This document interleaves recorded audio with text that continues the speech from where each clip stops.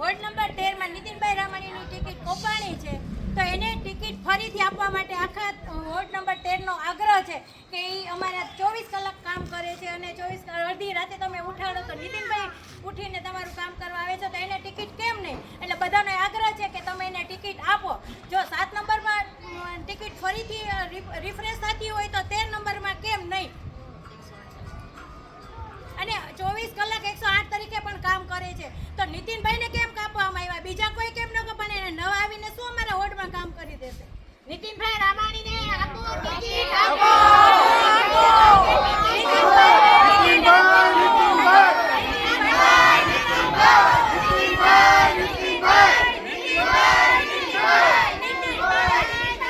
તેરમાં કોણ જોઈએ આપણે?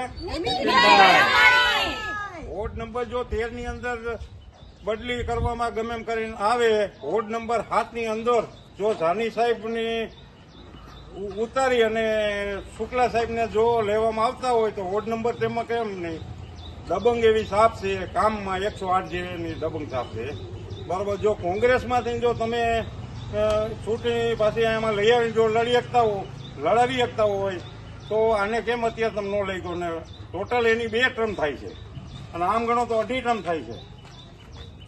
તો ગમે એમ કરી અને નીતિનભાઈ અમારે નીતિનભાઈ જોઈને બીજો કોર્પોરેટર હાલે જ નહીં. નીતિનભાઈ રામાણી તમારું કામ કરે.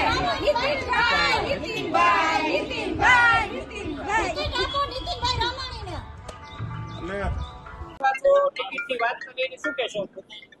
અત્યારે હું અમારા પ્રદેશ નેતાને મારે વાત થઈ બધાય અને બધાને હું રજૂઆત કરવા પાછો આવ્યો. શહેર ભાજપના પ્રમુખને એને મહામંત્રીઓને એને બધાને અમારા બહુડી મંડળના બધા નેતા છે એને ભાઈ તમે કયો એને ભાઈ નીતિનનું કામ કરવું હોય એ રીતે લોકોની વચ્ચે રહેવાવાળો માણસ સોસાયટીની અંદરથી મને કહેવામાં આવે, અમારા વિસ્તારની અંદરથી કહેવામાં આવે નીતિનભાઈ તમારે લડવું જ જોઈએ, પણ મારે મેં કીધું હું પાર્ટીમાંથી લડીશ અને પાર્ટી મને આપશે ટિકિટ તો મને ભરોસો. 1 કલાક બાકી રહી છે, શું કહેશો? એટલે જો અત્યારે મળીને પછી રજૂઆત કરીને હું કહે જો